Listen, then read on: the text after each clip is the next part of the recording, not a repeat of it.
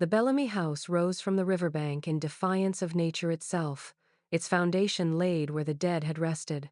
Neighbors said even in darkness, the hammers never stopped. The Carolina lowlands of 1,790 stretched out like a vast green sea, heavy with the weight of summer and secrets. Here, the oaks grew ancient and gnarled, their branches dripping with curtains of Spanish moss that swayed even when the air was still. In the heat of midday, the land shimmered, the marshes steaming, the rivers sluggish and brown, and every sound seemed to carry further than it should. The cicadas never ceased their droning chorus, rising and falling like the beating of some unseen drum. At night, the air cooled only slightly, but the silence became deeper, more watchful. Travelers swore the oaks whispered when the moonlight struck them just so, their twisting limbs forming silhouettes that looked less like trees and more like figures waiting in the dark. It was into this strange and heavy landscape that the Bellamy family took root. In 1790, they arrived without fanfare, no parade of wagons, no public declaration of intent. One day, the land by the Waccamaw River lay empty. The next, men were seen clearing it under the watchful eye of Jonathan Bellamy, a merchant of modest repute in Charleston who, until then, had been spoken of as ordinary. Yet ordinary men did not simply appear with deeds to thousands of acres, and the money to tame them. Still, in a region where fortunes could turn overnight, most asked no questions. They only watched. The house rose quickly, faster than seemed possible in those parts. A frame appeared in the spring, and by midsummer the walls stood tall against the horizon, a great structure meant to outshine its neighbors. Its chimneys stretched high above the canopy, and its windows glimmered with imported glass that caught the Carolina sun like fire. The locals whispered at the speed of it all, for the work seemed to go on day and night, lanterns burning in the woods long past midnight. Some swore they heard bells ringing faintly in those hours, though no church stood for miles. Others told of processions, shadows carrying light through the moss, moving silently toward the river. By autumn, the Bellamys lived in their house, a family with no past suddenly rooted deep in the soil of South Carolina. Jonathan spoke little of his dealings, his wife Margaret even less. Their children were kept close, their appearances brief, glimpses caught at Sunday service or in the fields where enslaved workers bent their backs to coax wealth from the black earth. No one could say where the fortune had come from, only that it had. And though neighbors raised their glasses to the new dynasty rising among the oaks, they did so with unease. For there was something about the Bellamys that did not belong entirely to the world they shared. Something hidden beneath the whisper of moss and the silence of the lowland nights, a secret older than the land itself, waiting to be told. Would you like me to continue with Chapter 2 in the same voice and length, moving the story deeper into Jonathan Bellamy's sudden wealth? Jonathan Bellamy's name was not one that carried weight in Charleston before 1790. He had been known as a minor trader, a man who moved goods along the wharves, buying a little, selling a little, never drawing much notice. His ledgers showed modest accounts, his ships were few, and his home on Meeting Street was respectable but plain. By all appearances, he was destined for a life of ordinary commerce, like so many others in the bustling port city. Yet almost overnight, he emerged with something extraordinary. A deed for 2,000 acres of prime rice fields along the Waccamaw River, land so fertile and so coveted that rival families had fought over it for decades. No auction was recorded, no sale noted in the ledgers of the county. The papers simply appeared in his possession, stamped and sealed, as if the land itself had chosen him. Those who had known him shook their heads in disbelief. Jonathan had no known patrons, no inheritance from abroad, no wife with a dowry large enough to explain the purchase. And yet, within weeks, laborers were at work, clearing swamps and carving dikes, the beginnings of a vast plantation stretching across the low country. Rice was king in South Carolina, the grain that turned men into dynasties, and somehow Jonathan Bellamy had stepped directly into the throne room. His rise was swift, and in polite conversation, people marveled at his fortune. But in private, whispers began to circulate. The first rumors spoke of debts in Charleston that vanished without payment, of rivals who withdrew their claims to land without explanation. A shipping merchant claimed to have seen Bellamy in the dead of night, speaking to a man from the islands, a figure with skin like polished ebony who carried strange charms around his neck. Another swore that Jonathan was never alone after dark, that men in cloaks arrived at his door without knocking and disappeared into the marshes before sunrise. By the time his house stood finished on the riverbank, people had already begun to talk of secret gatherings, of bells ringing faintly through the trees when the moon was high. Those who worked the land felt it most keenly. The enslaved laborers, dragged from Africa and the islands, spoke among themselves of odd rites near the river's edge. They told of their master standing in the moonlight, lanterns circling him like fireflies, his voice lifted in words they could not understand. Some claimed he cut his palm and let the blood fall into the water, that the tide itself seemed to shudder when it touched the current. None dared speak of it openly, for Bellamy's wealth grew faster than any man could account for, and his favor was not easily discarded. By the summer of his arrival, Jonathan Bellamy had transformed from an invisible merchant to a man whose name was spoken in every parlor and tavern of the county. Yet the question that lingered over every whispered conversation was the same. How had he acquired so much, so quickly? And why did the bells ring in the marsh long after the rest of the county had gone to sleep? Would you like me to carry this same treatment into Chapter 3, The House on the River, with the same length and atmospheric detail? The house that rose on the banks of the Waccamaw River was unlike anything the county had seen. It did not grow slowly, board by board and season by season, as most plantation houses did. Instead, it seemed to leap upward, as though driven by some unseen urgency. The first timbers were laid in the chill of late winter, and by midsummer the structure towered over the riverbank, its whitewashed walls gleaming against the dark green of the marshland. Locals who passed along the river by boat slowed their pace, unable to look away from the spectacle of a mansion that seemed far too grand for a man who, only months before, had been a minor merchant in Charleston. The foundation of the house became the first subject of whispers. Men who helped with the digging swore that the earth beneath the site was restless, heavy with the weight of old bones. Some said the ground yielded more than clay and stone, that fragments of pottery, beads, and even human remains surfaced in the pits. The Bellamy overseers ordered the laborers to work faster, burying what they found in silence. But rumors spread quickly in the county that Jonathan Bellamy had chosen to build his house on a burial ground older than the colony itself, a place avoided by hunters and traders for generations. When asked about it, Bellamy only smiled and said the land was strong, fertile, chosen for greatness. What unsettled people most was the pace of the construction. It never seemed to stop. Lanterns burned long into the night, casting strange shadows on the riverbank. The sound of hammers and saws carried across the water even at midnight, mingling with the cries of night herons and the endless drone of insects. Travelers along the river swore they saw figures working who were not the enslaved laborers hired for the task, tall men in cloaks, their faces hidden, their movements too swift, too deliberate. By dawn, these figures were gone, leaving behind walls that had grown taller overnight.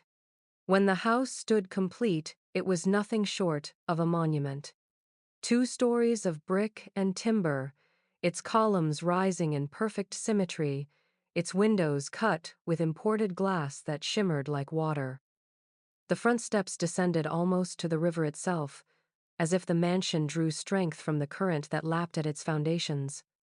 Neighbors came to marvel, though their admiration was tinged with unease. It was too sudden, too perfect, too unlike the slow, careful labor that normally marked the building of a dynasty. Some said the house was beautiful. Others said it looked watchful, its many windows staring across the river like unblinking eyes. And though no one could deny its grandeur, No one forgot the sound of bells in the night, or the way construction had never ceased, as if those who built it worked under a deadline that only the Bellamys understood. Do you want me to continue with Chapter 4, The Midnight Bells, in the same detailed, eerie style? It began with the bells. At first, the sound was faint, so faint that neighbors thought it nothing more than the echo of distant church chimes carried on the wind from Charleston.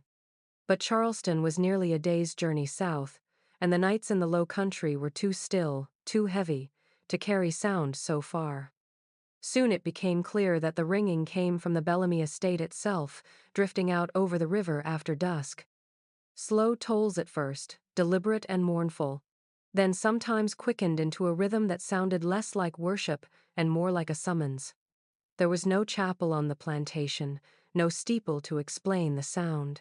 The Bellamys were not known to host evening prayers, and yet the bells continued, always after dark, always when the moon rose over the marshes. The enslaved workers were the first to speak of what they had seen. From their cabins they whispered of processions through the Spanish moss, figures moving in single file, each carrying a lantern that bobbed like fireflies in the distance. The line of lights wound toward the riverbank, sometimes vanishing into the mist, sometimes shining so brightly they seemed to float above the earth. The people in those processions did not walk like weary men returning from work. They moved with purpose, their steps measured, their faces hidden beneath cloaks that gleamed pale in the moonlight. Some carried long staffs, tipped with iron, that glinted like sparks whenever the lanterns swung. Those who dared creep closer told of chanting, low and guttural, weaving through the sound of the bells. The words were not English, nor French, nor the African tongues that the enslaved people knew among themselves. It was something else entirely, a language that seemed to rise from the marsh itself, a language older than the colony, older perhaps than the land's first settlers. When the voices grew louder, the watchers fled, too frightened to see what waited at the water's edge. By day, the estate looked as it always had, fields being cleared, workers in the rice dikes, the grand house standing silent on its hill. Jonathan Bellamy spoke of crops and trade when he visited Charleston, smiling in a way that put questions to rest before they were even asked. But the bells continued. Families living along the river began to close their shutters tightly after sundown, claiming they heard not only ringing but screams woven beneath it, faint but undeniable. Others swore that when the bells tolled longest, the tide of the Waccamaw rose higher than it should, flooding fields that had never before seen such water. What purpose the bells served, no one knew. But in the county, people began to say that the Bellamys did not pray in the dark, they called, and whatever they summoned answered. Would you like me to continue immediately into Chapter 5, The Bellamy Heirs, keeping this same haunting tone and rhythm? The Bellamy legacy did not rest solely in the wealth Jonathan amassed, or the house he built upon the riverbank. It also lived in the children born beneath that roof, each of them carrying marks that set them apart from the moment they drew breath. In Charleston, whispers clung to the family name, but in the countryside those whispers turned into stories, and those stories became warnings. For the three Bellamy heirs were not like other children. Thomas was the eldest, a boy with a heavy brow and a quietness that unsettled even his tutors. From the moment he was born, a strange mark twisted across his shoulder blade, a dark spiral that coiled tightly like the body of a serpent devouring its own tail. Nurses crossed themselves when they bathed him, and one fled the house after declaring the mark was no birthmark at all but a sign. Jonathan silenced such talk with threats, yet the mark remained, as vivid in Thomas's 12th year as it had been the day he was born. The boy grew tall and strong, but he carried with him a sense of distance, as if he lived by some rhythm of thought and will unknown to others. Elijah, the second son, unnerved people for a different reason. His eyes did not blink as often as they should, and when they did, the motion was so slow and deliberate it left those around him unsettled. He would sit for hours at the window, staring out toward the marsh, his pale hands folded neatly in his lap. Even as a toddler, he seemed to watch rather than play, and his gaze lingered too long on people's faces, as though memorizing them in detail. The field hands whispered that Elijah's stare could make a man's heart falter, that to meet his eyes too long was to feel as if one's very soul was being measured and weighed. His mother claimed he was only thoughtful, a boy who preferred quiet over noise, but more than one servant left the household claiming the child's eyes followed them long after they turned away. Catherine, the youngest, was different still. She was a girl of delicate features, but her voice was anything but ordinary. From the time she could speak, her words carried a strange clarity, a pitch that seemed to resonate beyond the ear. It was said that when she sang, the birds outside fell silent, their songs breaking off mid-note as though stunned into stillness. Neighbors recounted hearing her voice drift across the water at dusk, pure and piercing, and finding the fields suddenly hushed, as if all living things had paused to listen. Some called it a gift, others an omen. One visitor swore he saw a mockingbird fall dead from a tree as the girl's song rose in the air. Together, the children were the pride of Jonathan and Margaret, yet they were never seen mingling freely with others their age. They attended church, but always under the watchful eye of their father, and even then they drew wary glances. The villagers could not forget the serpent coiled on Thomas's skin, the unblinking stare of Elijah, the silencing song of Catherine. To the Bellamys, they were heirs to a dynasty. To everyone else, they were living proof that the midnight bells had left their mark upon the family. Would you like me to now move into Chapter 6, The Sealed Room, where the first real glimpse into the inner sanctum of the Bellamy house begins? There was one door in the Bellamy mansion that no servant dared touch, no guest dared ask about. It stood at the end of the second-floor corridor, heavy and dark, its surface carved with patterns that might have been mere ornament or might have been something older. Unlike the other polished doors of the house, this one was always closed, its iron lock gleaming even in the dim lamplight. The maids whispered that no key was ever seen, yet the family entered and left as they pleased. No servant was permitted to clean beyond its threshold, no carpenter allowed to make repairs near it. When questions were asked, Jonathan Bellamy only smiled, a tight smile that revealed nothing, and turned the subject elsewhere. Guests who stayed overnight in the great house often remarked upon strange sounds from behind that door. One described a low hum, steady as if 100 voices were chanting in unison. Another told of a sharp, metallic ringing, not unlike a hammer striking stone, echoing long into the night. Most unsettling of all were the stories of light seeping from beneath the frame, a flickering glow that had the warmth of candle flame, but the movement of something unnatural, shifting in colors no fire should make. The enslaved workers spoke of the chamber with greater fear. They claimed that every month, when the moon was fullest, the master and mistress withdrew to that room, taking with them the eldest children. The bells in the marsh would toll, and though the house fell silent elsewhere, footsteps would gather at the sealed door. Once, a house servant swore she heard weeping from within, though whose voice it was she could not tell. When she told another, the story spread, and Jonathan dismissed her before the week was out. Speculation about what lay beyond the locked door became a kind of secret currency in the county. Some said it was nothing more than a family altar, a place where Jonathan offered thanks for his fortune. Others insisted the chamber held relics brought from distant islands, objects too dangerous to be displayed in the open. The most fearful among them whispered that the sealed room was not a room at all, but a passage, an opening to something buried beneath the house, some chamber in the earth where bargains were struck and promises bound. No one outside the family ever truly knew, but whenever the subject was raised, whether in Charleston parlors or in the tobacco-scented taverns along the river, the talk always ended the same way. People lowered their voices, glanced over their shoulders, and admitted what they all suspected. Whatever the Bellamys kept locked behind that door, it was not meant for daylight. And it was not meant for the eyes of ordinary men. Would you like me to continue with Chapter 7, Fortune Without Explanation, carrying the same rhythm of suspicion and mounting dread? By the year 1792, the name Bellamy had become one spoken with the same weight as the oldest dynasties of Charleston, though it had taken those families generations to build what Jonathan Bellamy had amassed in only a handful of years.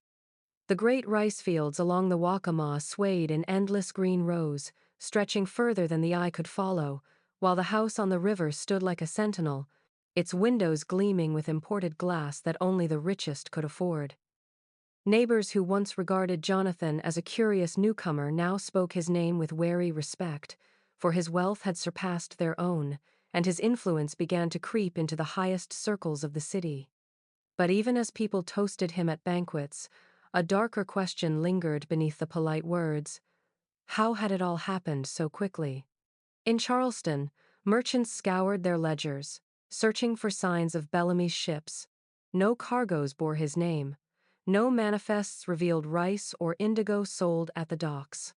Yet somehow, he always had money at hand, more than enough to purchase neighboring estates, to invest in new ventures, to lavish his household with luxuries imported from across the ocean. Even the bankers could not say where his fortunes began or ended. His accounts showed deposits immense sums arriving in the night, but no records of trade, no shipments to explain the wealth that flowed as if conjured. Some said it was clever accounting, a network of shadow investors whose names never appeared on paper.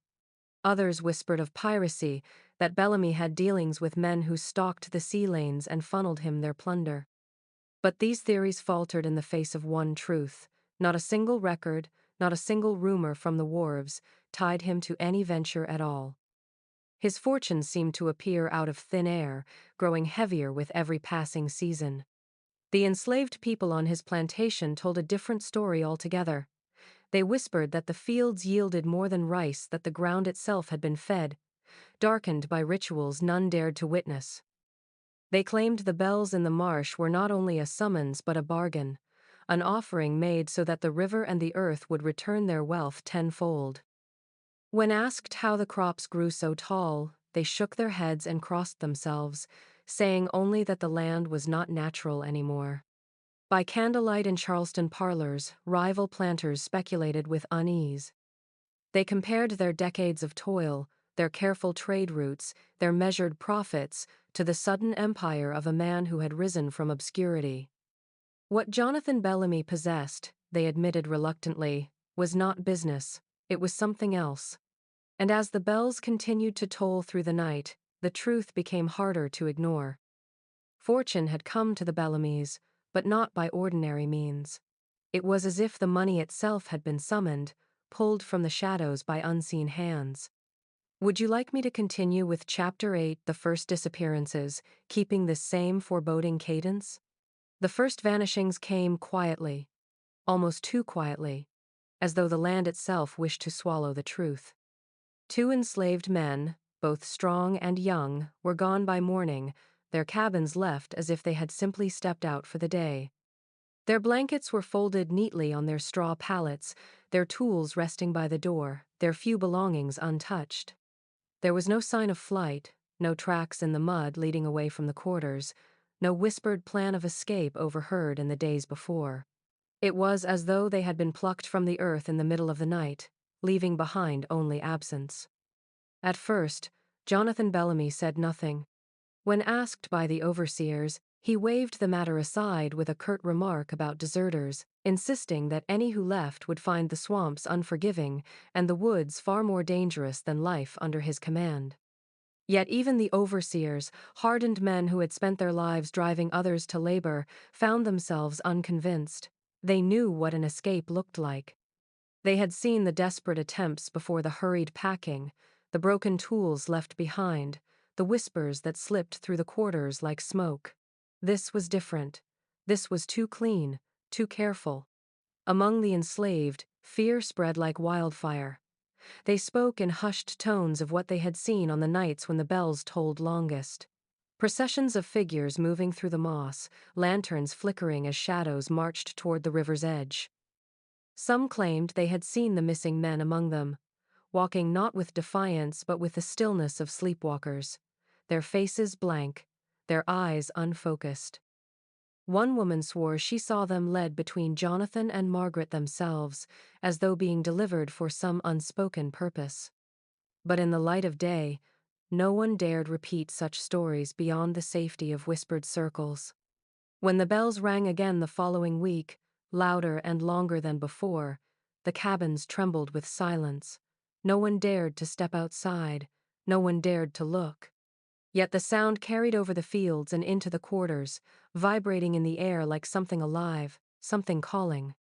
And in the morning, though most remained, others whispered of footsteps heard in the night, bare feet padding softly through the dirt, moving toward the woods, and never returning. The disappearances were never written down, never entered into the ledgers that measured lives like numbers. But the absence was felt, carved into the memory of those who remained. It was said in low voices that the Bellamys did not lose their workers to flight or folly. They were taken into the woods when the bells sang loudest, when the night itself seemed to lean closer to listen.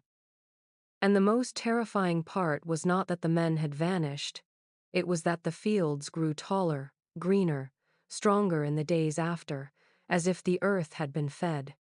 Do you want me to carry this directly into Chapter 9, The Oath at Cypress Grove, weaving the disappearances into the first real glimpse of ritual?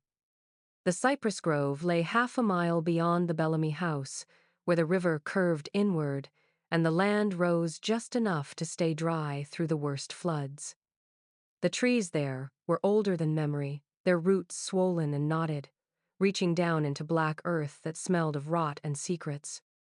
Even hunters avoided the place, for the grove held a silence that no bird dared break, a silence that seemed to lean heavy on the chest and quicken the breath of those who entered. It was here, witnesses later whispered, that the Bellamys went when the bells rang loudest. One such witness was a fisherman who tied his boat along the riverbank one night, too weary to return home and too foolish to ignore his curiosity. He claimed he followed the glow of lanterns through the moss until he saw them, Jonathan and Margaret Bellamy, their 3 children beside them, kneeling in a circle upon the soil. Their hands were clasped, not in prayer, but in some deliberate joining, as if each finger locked into place held meaning. The children did not fidget, did not move, their faces still and pale in the lamplight. In the center of their circle stood a bowl carved of stone, older than the plantation, older perhaps than the colony itself, its rim etched with patterns the fisherman could not understand. He swore he saw Jonathan cut his palm and let the blood drip into the bowl. Margaret followed, then Thomas, the serpent mark on his shoulder glistening with sweat as he pressed the blade against his skin. Elijah's eyes never blinked as the crimson fell. Catherine, youngest of all, sang softly, her voice rising and falling in a melody that made the hairs on the fisherman's arms rise, though he could not understand a single word of it. When her song reached its highest pitch, the others bent forward, pressing their hands into the soil, leaving behind dark stains that looked black in the moonlight. The fisherman fled before the ritual ended, his heart hammering so hard he thought it would break his ribs. Days later, he told his story in a tavern, voice low, eyes darting toward the door as if the Bellamys themselves might step inside. He was not the only one. A servant dismissed from the estate spoke of similar scenes, of lanterns weaving through the grove and voices chanting words that belonged to no church she knew. She described the same circle, the same blood, the same eerie song. The word began to spread, softly at first, carried in cautious tones between neighbors who dared to give shape to their unease. Cult, they called it. Not a family, not merely a dynasty, but something older, something bound by oaths whispered in the cypress shadows and sealed in blood. And once the word was spoken, it could not be unsaid. Would you like me to move directly into Chapter 10, Catherine's song, carrying this same haunted rhythm into her strange gift? By the time Catherine Bellamy reached her 12th year, the whispers surrounding her had grown darker than those around her brothers. The serpent birthmark on Thomas's shoulder and Elijah's unblinking gaze unsettled people, but Catherine carried something that seemed less like a mark of the body and more like a weapon of the spirit. It was her voice. From the day she first sang as a child, people remarked on its purity, though purity was not the word they used for long. By the time her voice reached its full strength, it was said that no mortal throat could produce such sounds. It was not a single tone but many layered together, like echoes reverberating in a cathedral. Listeners swore they heard harmonics that did not belong to the human ear, pitches so high and low they felt them in their bones. The stories began at the plantation itself. Field hands told of nights when the bells rang and lanterns wound toward the cypress grove. Catherine was among them, her small figure draped in white, her hair shining in the moonlight. When the circle formed, she was placed at its center, and when she opened her mouth, the grove seemed to hold its breath. Her song did not follow melody as anyone knew it. It bent and twisted, spiraling upward, falling downward, weaving patterns that made the night itself tremble. Some said the sound made the trees shiver, that the Spanish moss shook as if stirred by an unseen wind. Others claimed the river changed its course for a moment, its current surging forward at the rise of her pitch. One woman, a servant dismissed from the house, confessed that she had once hidden near the grove to see for herself. She returned pale and broken, saying Catherine's song froze her blood in her veins. She described how the girl's voice seemed to come from everywhere at once. Above, below, within her own head. It pressed on her chest until she could barely breathe. When Catherine's song ended, the woman said, the night birds that had been calling in the distance were silent, as though even the creatures of the marsh dared not interrupt her. By daylight, Catherine appeared as any child might, though quieter than most, her dark eyes holding an unsettling calm. Yet when she passed through the quarters or along the fields, the workers crossed themselves, some turning away altogether. They had seen her lips move in the night. They had heard the notes that lingered in the air long after she fell silent. To them, she was not a girl at all, but a vessel, a voice borrowed from some place beyond the human world. And though her father spoke of her proudly, calling her gifted, no one else dared speak the word. For all who had listened knew the truth. Catherine Bellamy's song was not a gift, it was a warning. Would you like me to continue with Chapter 11, The Stranger from Barbados, keeping the same ominous rhythm of dread? The man arrived without warning, stepping off a riverboat one humid afternoon as though the Bellamys had been waiting for him. His name was Samuel Harker, and he came from Barbados, though no ship's manifest listed him as a passenger. He carried little with him, only a leather satchel worn smooth with use, and a walking cane carved with patterns that looked more like talismans than decoration. His skin was weathered by sun, his eyes sharp and unblinking, and when he looked upon the Bellamy estate for the first time, he smiled faintly, as though he already knew the house, the fields, and the family within. For weeks, Harker was a shadow moving through the mansion, seen only in glimpses. He did not join the family at meals, nor was he introduced to neighbors. Servants whispered of his presence late at night, climbing the stairs toward the sealed room, his cane tapping softly on the wooden floor. On nights when the bells tolled, his voice could be heard among the others low, commanding, carrying an accent none could place. Some swore he chanted in words that belonged to no tongue they knew, words that made the very air grow heavy and the lamps burn lower. The plantation workers noticed his arrival most keenly, for soon after the land itself seemed to change. The rice grew taller, greener, as though the soil had been fed with something more than water and labor. Harvests doubled, then doubled again, and within a month the Bellamy's fortune seemed to swell beyond imagining. No ledger explained it, no merchant in Charleston recorded a trade, yet Jonathan moved with new confidence, spending lavishly, acquiring more land as though money poured endlessly into his coffers. Those who watched began to say the stranger had brought something with him from Barbados, something unseen but powerful, a force bound to the Bellamys by rituals performed when the moon was high. And then, just as suddenly as he had arrived, Samuel Harker was gone. One morning the servants found his chamber empty, his satchel missing, his cane no longer by the door. No farewell was spoken, no passage booked on the riverboats. It was as though he had stepped out of the world entirely, leaving behind not a trace of his presence. Not a trace, that is, except for one thing. On the heavy door of the sealed room, freshly cut into the wood, was a name, Harker. The letters were carved deep, precise, as though etched with patience and intent. From that day forward, the door seemed darker, its lock colder to the touch. And when the bells rang at night, those who dared listen swore a new voice had joined the chorus. A voice they recognized though the man was gone. The Bellamys never spoke his name, but the county remembered. Samuel Harker had come to South Carolina for only a season, but the shadow he left over Ravenbrook would never leave. Would you like me to continue with Chapter 12, The Ledger of Names, carrying the same haunted tone forward? They called it the Bellamy Ledger, though no one outside the family could ever swear to having seen it. The rumors began in taverns and parlors, whispered by men who had drunk too much and women who listened too closely. It was said that Jonathan Bellamy kept a book not of debts, not of profits, but of names, pages filled with nothing more than the identities of men and women who had lived and then died, often suddenly, often without reason. The very thought of it spread unease like a sickness, for those who dared speak of the ledger swore the pattern was undeniable. One year, a merchant in Georgetown who had challenged Jonathan over a disputed land boundary collapsed at dinner, his face turning ashen before his head hit the table. His name, they whispered, had been written on the ledger. Another year, a rival planter who spoke too openly about the strange lights in the cypress grove drowned in the river, though he had been an able swimmer.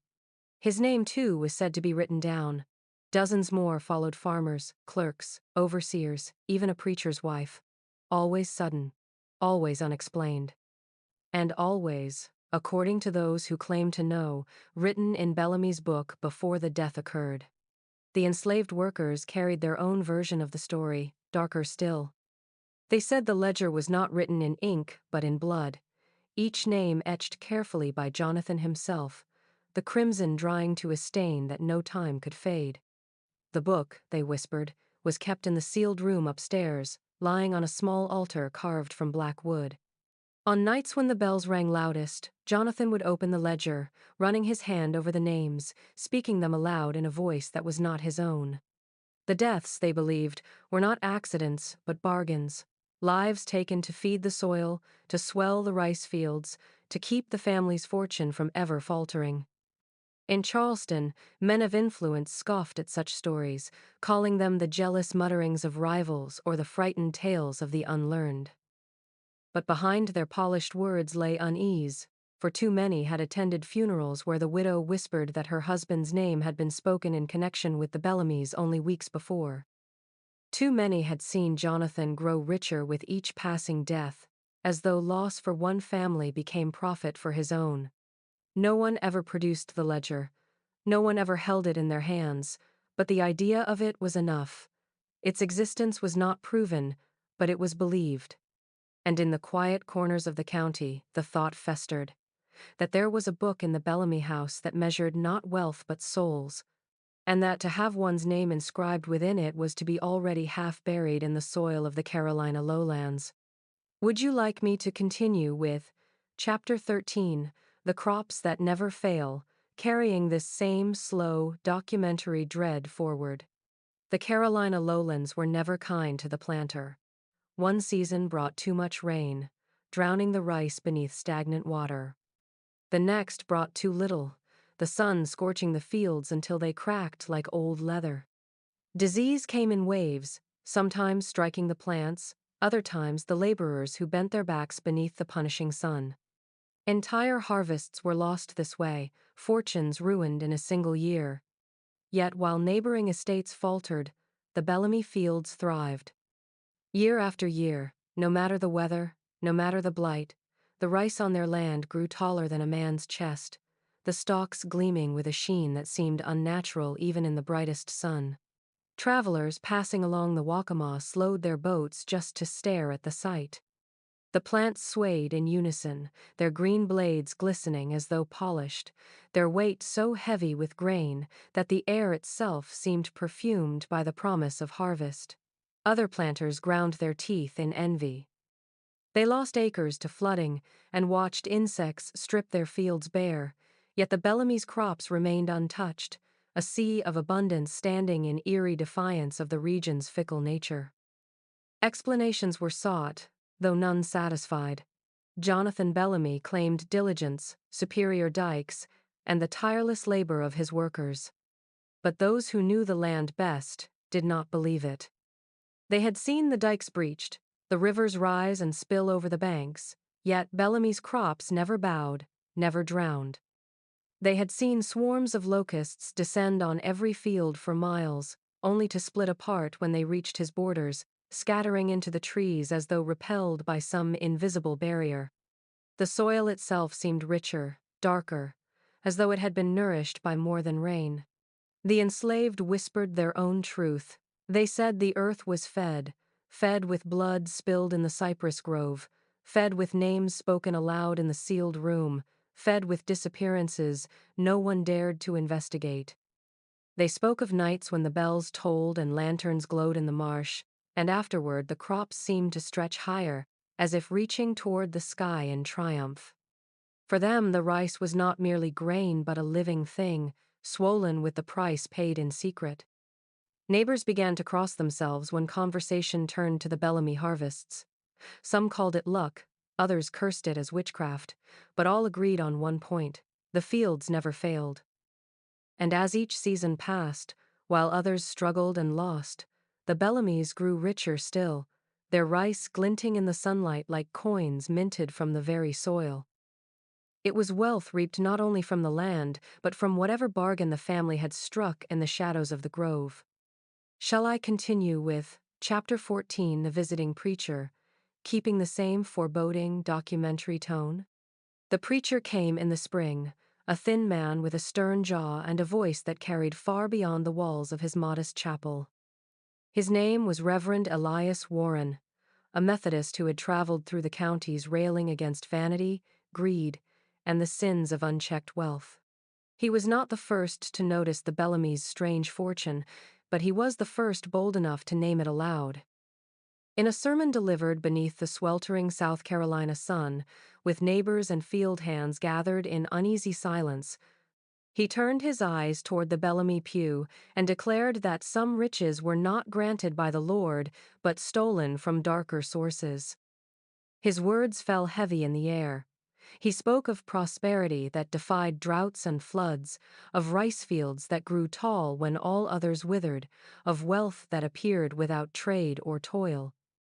"Beware the house built on lies," he thundered, "for its foundation rests not on God's blessing but on blood." His hand lifted, his finger pointed not directly at Jonathan Bellamy, but no one could mistake the target.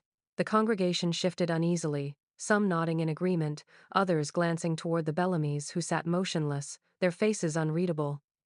Catherine, still a girl of 12, turned her head slightly toward the preacher, her eyes calm, almost curious, as though listening to a song only she could hear. By the time the sermon ended, the Reverend's words had spread like sparks through dry grass. Men muttered in the taverns that night, women whispered in kitchens, and the enslaved whispered more quietly still. Yet Jonathan offered no rebuttal, no public outrage. He simply rose from his pew that Sunday, bowed his head with the others, and led his family back to their waiting carriage. Some said his silence was dignity, others said it was something colder. 3 days later, Reverend Warren's body was found along the bend of the Waccamaw, floating in still water thick with reeds. His face was pale, his lips blue, but it was the way his body lay that chilled those who found him. His hands were folded neatly across his chest, fingers interlocked as if in prayer. His clothes were dry above the waist, his boots unscuffed, and there were no signs of struggle on his body. It was as if he had lain himself down upon the water as one might a bed, surrendering to its depths with reverence. The coroner called it drowning, though no man could explain why his hands remained folded or how his body had drifted to rest so neatly upon the current. In the taverns, they whispered of retribution. In the quarters, they whispered of bargains. And in the county at large, the message was received as clearly as any sermon: to challenge the Bellamys was to invite the river to claim you. Shall I continue with Chapter 15, The Banquet of Shadows, keeping this same unsettling cadence? The banquet was spoken of in hushed tones long after the last guest departed. Each autumn, when the rice had been harvested and the stores filled, Jonathan and Margaret Bellamy opened their doors to Charleston's finest. Carriages lined the long drive, their lanterns glowing in the dusk as powdered ladies and stern-faced gentlemen entered the mansion, their laughter rising into the humid night. Servants hurried through the halls with silver trays, laying out dishes of roasted game, fresh fish from the river, and wines imported from Europe that no other planter could boast. To the casual eye, it was a celebration of wealth and triumph, no different from the gatherings of other dynasties who flaunted their prosperity. But those who worked behind the scenes knew there was something else in the air. One servant, years later and far removed from the county, told the story of what she saw. She described the dining hall lit with 100 candles, their flames throwing gold against the Bellamy portraits that lined the walls. Guests laughed too loudly, their toasts clinking against crystal that rang high and sharp in her ears. But she noticed strange undercurrents. Some guests would pause mid-laugh, their faces going still for the briefest second, as though listening for something unheard by others.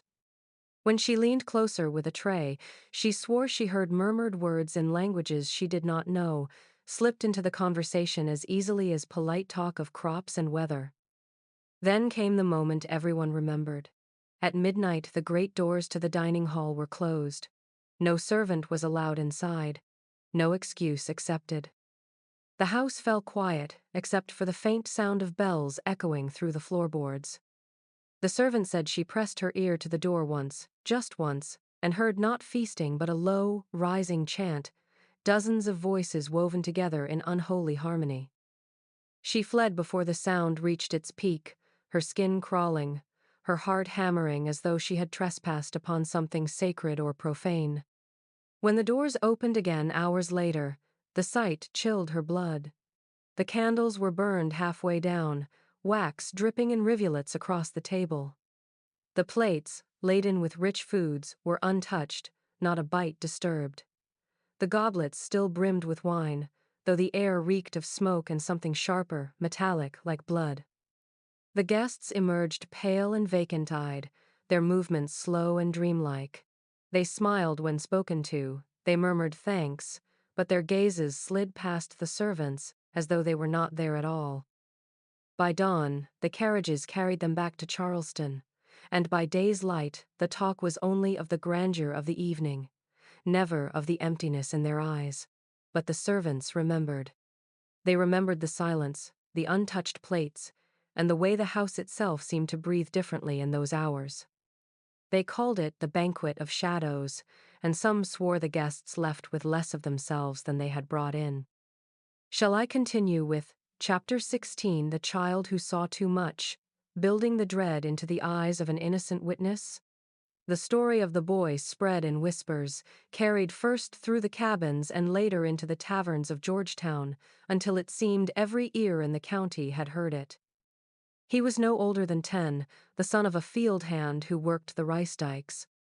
Restless and curious, he had slipped away one evening when the bells began their slow, dreadful tolling.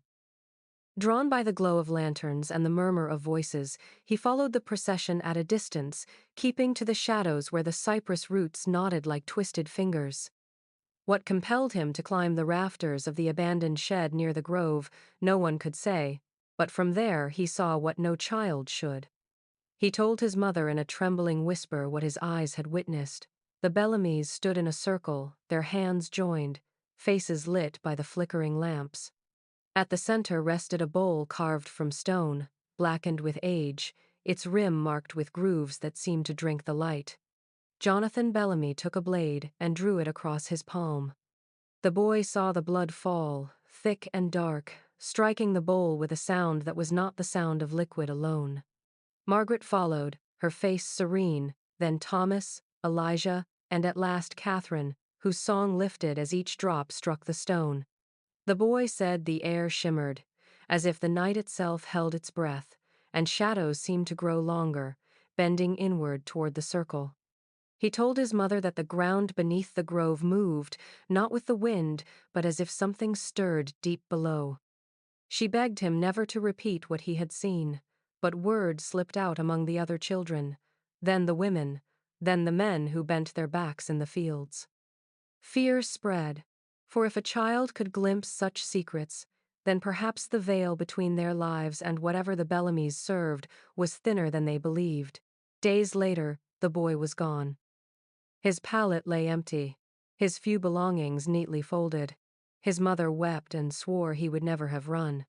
That night, when the bells tolled again, they were louder than ever before, echoing through the marsh like a funeral dirge. The mother's cries carried across the cabins, but no answer came.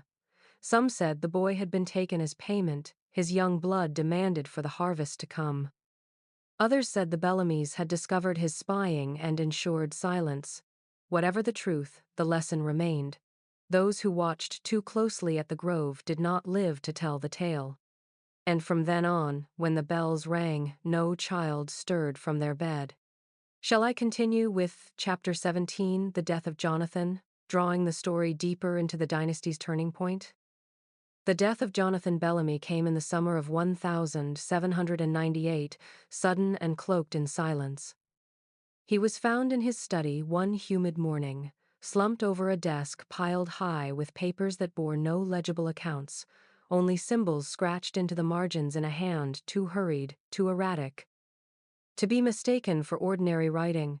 The servant who discovered him fled screaming into the hall, for Jonathan's skin had taken on a ghastly pallor, so pale it seemed almost translucent.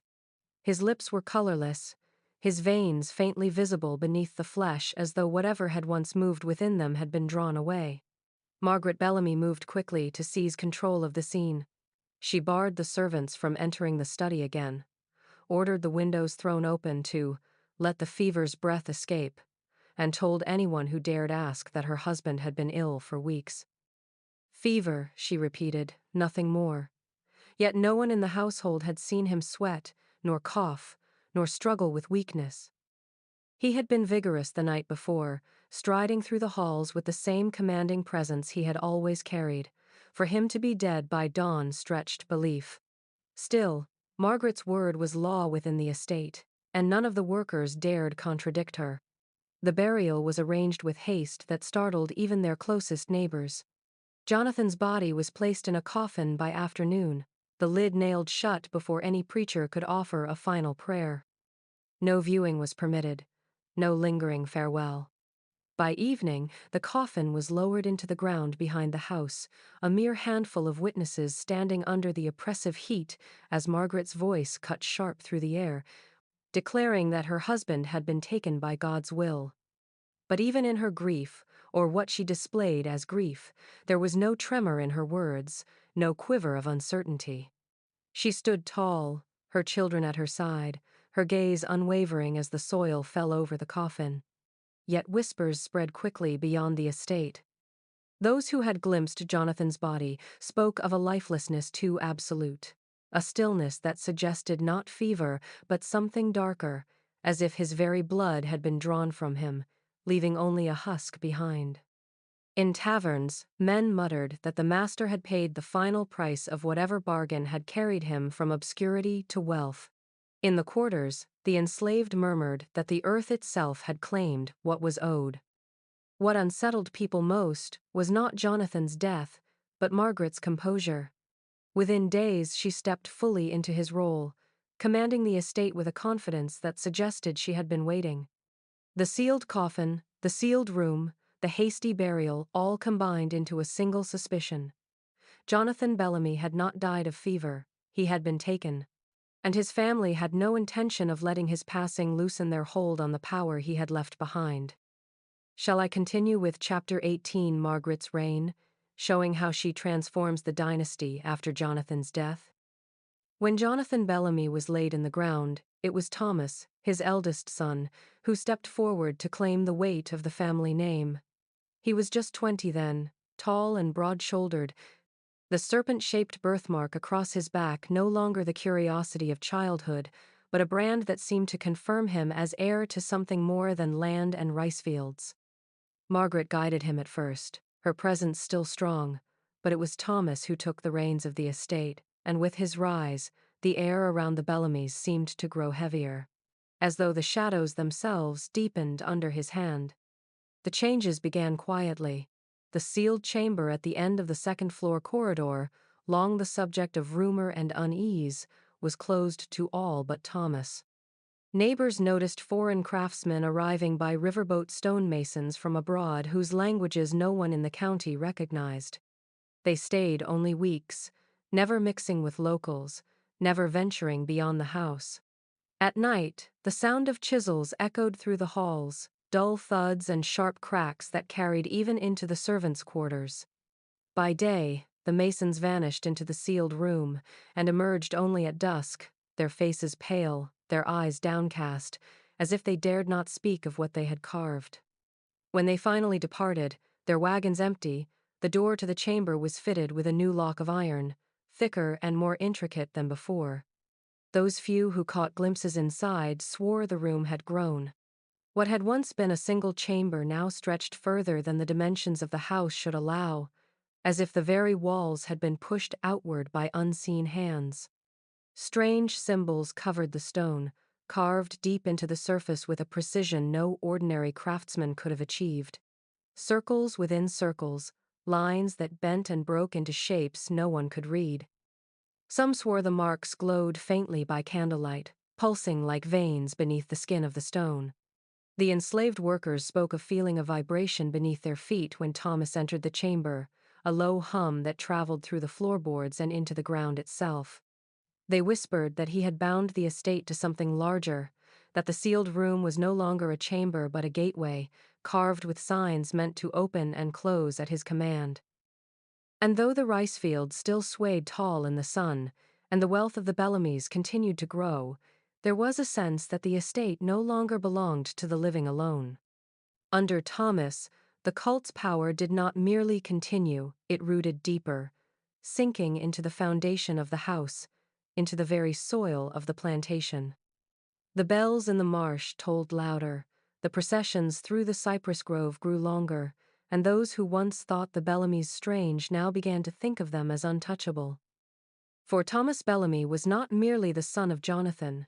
He was the keeper of the sealed chamber, the heir to a legacy that had never been meant for mortal hands. Shall I continue with Chapter 19, Catherine's betrothal, carrying the story into how her strange gift becomes a weapon of alliance? By the closing years of the century, the land surrounding the Bellamy estate began to change in ways no planter could explain. Raven's Hollow, once a fertile stretch of fields dotted with modest farms, fell into ruin with a swiftness that seemed almost deliberate. Crops that had grown healthy for generations began to wither, their stalks turning brittle before harvest. Leaves yellowed too early, fruit rotted on the vine, and the soil itself grew sour, refusing seed as though it had been salted. The air hung heavy with decay, and neighbors who once laughed across fence lines now stood silent before their barren plots, eyes narrowed toward the Bellamy mansion gleaming on the riverbank. Livestock suffered first. Cattle staggered in their pens, eyes glassy, foam collecting at their mouths before they collapsed into the dirt. Chickens were found lifeless with their necks twisted, goats stiff in the morning with their eyes missing, sockets dark and clean as if plucked by careful fingers rather than beasts or birds. Some swore they heard the calling of crows circling the fields the night before each death, their cries loud and sharp like laughter in the dark. Others said it was not birds at all but something older moving unseen through the trees. Fear spread quickly. Families began to pack what they could carry and leave in the dead of night, abandoning houses that had stood for decades. Empty cabins sagged under the weight of the humid Carolina air, shutters banging in storms, weeds crawling over thresholds. The hollow grew quiet, except for the rustling of moss, and the distant toll of the midnight bells that seemed to echo further each season. By the time winter came, whole stretches of farmland stood deserted, skeletal fence posts marking boundaries no one dared claim. Through it all, the Bellamys flourished. Their rice fields grew taller than ever, the stalks shining green, while their neighbors' crops rotted to dust. Their livestock multiplied, sleek and healthy, never touched by disease. Their coffers swelled, their table never empty, their carriages rolling into Charleston heavier with coin each passing year. People began to murmur that the Bellamys did not prosper despite Raven's Hollow's decline. But because of it that the land itself was being drained, the life pulled from surrounding farms to feed the soil of one estate alone. In taverns, men lowered their voices and spoke of curses. In the quarters, the enslaved whispered that Raven's Hollow had been sacrificed, its blood poured into the Bellamy fields. And though no proof was ever offered, no one could deny the evidence plain before their eyes. Where the Hollow withered, the Bellamys thrived. And in that imbalance, in that eerie exchange of ruin for riches, the county began to realize that prosperity had a cost, and it was being paid by everyone except those who lived in the great house on the river. Would you like me to continue with Chapter 20, The Fire That Would Not Burn, bringing this phase of the dynasty toward its climax? By the dawn of the 19th century, the Bellamy name had become unshakable in South Carolina. Their wealth stretched from the rice fields along the Waccamaw to the drawing rooms of Charleston, where their carriages rolled smoother than any others, and their tables glittered with silver no merchant could quite trace. They were invited to every banquet, courted in every political scheme, their sons seated among legislators and their daughters married into the oldest families of the colony. To the world's eye, they were the very image of prosperity, the dynasty others measured themselves against. Yet beneath that gilded veneer lay the whispers that never died, whispers that clung to them more tightly than the moss that draped the cypress trees. People still spoke of the bells at midnight, their echoes drifting across the marsh long after Jonathan Bellamy's death. Neighbors told of voices in the night, rising from the grove where no preacher would tread, voices that carried not hymns, but chants too low and ancient to be mistaken for prayer. Families still whispered of the sealed room, though none outside the bloodline had ever set foot within it. Some swore that when the house was still, the faint scrape of stone could be heard behind its locked door, as if carvings were being deepened year after year, symbols growing sharper with each generation. The Bellamys ignored it all. They smiled in public, nodded graciously, and refused to acknowledge the stories, as though silence itself were their shield. When asked directly, they simply changed the subject, and if pressed, their eyes grew cold until the questioner fell silent. That silence became its own legacy, passed down with the estate and the wealth, as carefully guarded as the silver crowning their tables. Time carried the family into new centuries, but the unease never faded. Travelers reported strange gatherings beneath the oaks, torches winding through the Spanish moss, figures moving in single file toward the grove. Descendants of the Bellamys were said to still join hands in a circle, their voices weaving the same harmonics Catherine once sang as a child. And though the world around them modernized, though the landscape filled with roads and new plantations rose and fell, the Bellamy estate endured, untouched by fire, flood, or famine. Even now, the sealed room remains closed, its iron lock untarnished, its doorframe still bearing the faint marks of foreign chisels and the carved name of Samuel Harker. The family will not speak of it, not to their children, not to the curious, not even to one another. But in the county, the stories remain, handed down like warnings, that the wealth of the Bellamys was not earned, but summoned, that the fields of rice stood tall because blood watered their roots, that beneath the whispering oaks, the cult still gathers, chanting to a silence older than memory. And the silence, heavy as stone, is the truest legacy of all. Would you like me to now draft you the introductory narration for the entire 20-chapter documentary-style script, tying it together in the Ghastly Journal tone?